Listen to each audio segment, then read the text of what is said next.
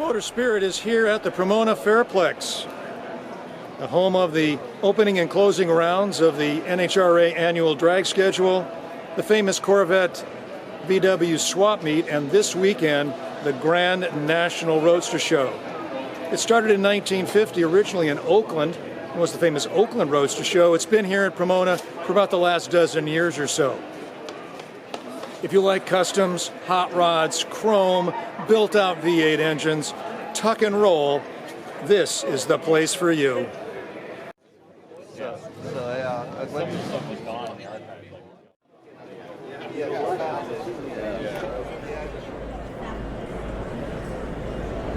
The prestige of the Grand National Roadster Show is on par with the prestige of the Pebble Beach Concours d'Elegance, but with an important distinction.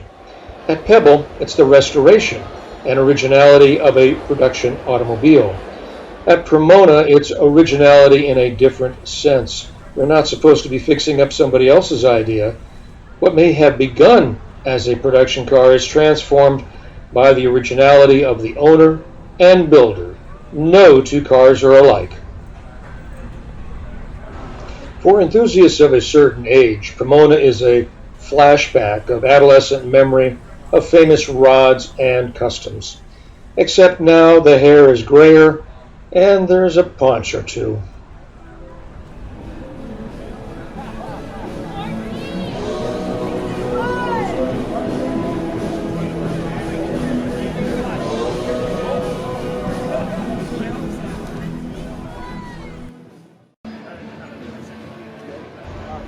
The heart of the rod and custom culture is Southern California. Hot Rod magazine started in 1948 and popularized it.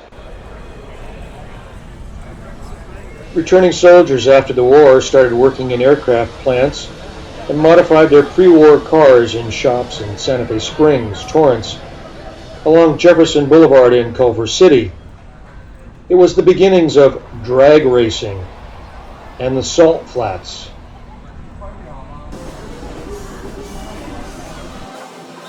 And lowered custom cruisers of central LA.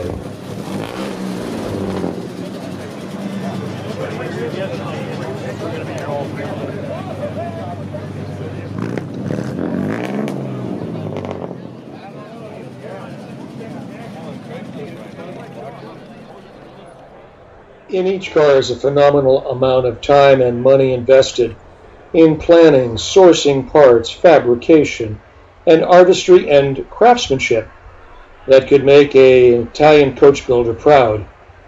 And artists capturing the spirit of it all, like the contemporary artist Monster.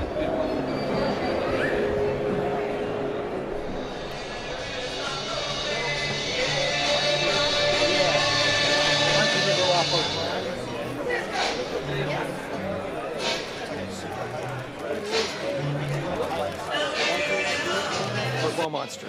You know, I grew up in Southern California, and I grew up with hot rods, surfing, vans, motorcycles, choppers, lowriders. I mean, it's all cool these days. It used to be individual separate camps, and people like each one.